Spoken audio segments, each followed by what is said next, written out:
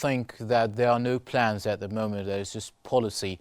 And do you think that Kamala Harris is not really planning what she's saying, policies towards the economy, to the perhaps one of the significant subjects also at hand in this election, the immigration and the illegal immigration, and policy in general, not just the domestic policy, but also foreign policy? With all due respect, first of all, with regards to health and healthcare, Mr. Trump himself indicated that he does not have any plan when it comes to healthcare. I disagree with your speaker, but anyway, he himself indicated that he had a vision how to do it or articulated, but he tried 60 times when he was a president 4 years ago to kill Obamacare without success.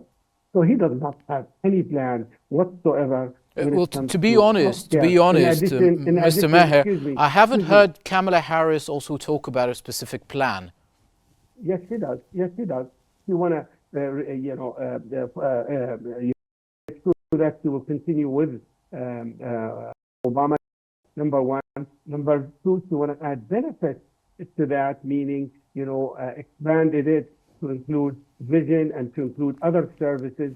Also, she want to include that anyone in America who's 26 years old and less to be part of their parents or their, family's health plan. That's a benefit. In addition to that, she want to increase benefits for Medicare. In addition to that, she wants to increase, health care to retirees and elderly. And she wants, the most important thing, she has a very comprehensive plan to force them pharmaceutical to reduce the prices. They already reduced the price of insulin to $35, and it used to be like $500, $600, $700. Their medication or their subscription, and from the doctor. But right now they reduced it to $35, and she will include other medication and other medical, items on the list. When it comes to prices, and the economy, I think she has a solid plan. If you go to the American, market right now, I traveled the other day to Michigan to help in the camp, and I priced $2.77. Okay, let's talk a little bit more about the war of words here. Now, Mr. Hazem, there has been accusations from Kamala Harris from her previous speech about Trump being, he's trying to get revenge, and he's going to have a revenge list when he gets into the White House, and she's going to have a to-do list, and that was her exact words. How do you elaborate? Can you expand on these words, and what do you think of these accusations to Trump that he's thinking about getting revenge of policymakers, of people? I'm not sure what she's talking about when it comes to revenge, that there's a hit list. But I don't want to focus on that because it doesn't make even any sense.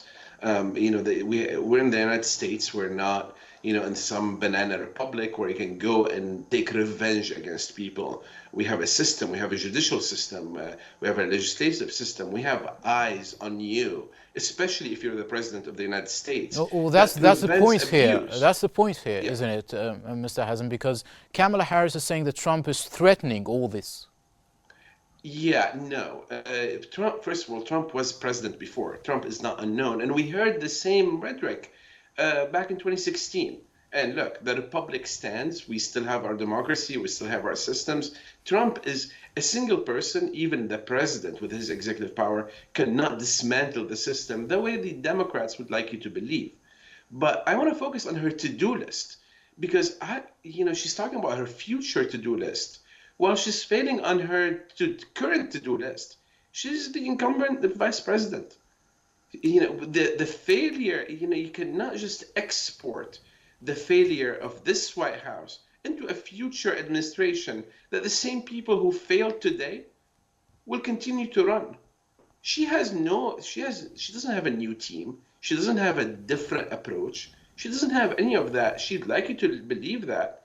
And she obviously has been pushing Biden away from her campaign events just to differentiate herself from the Biden administration. But she Right. is the Biden administration.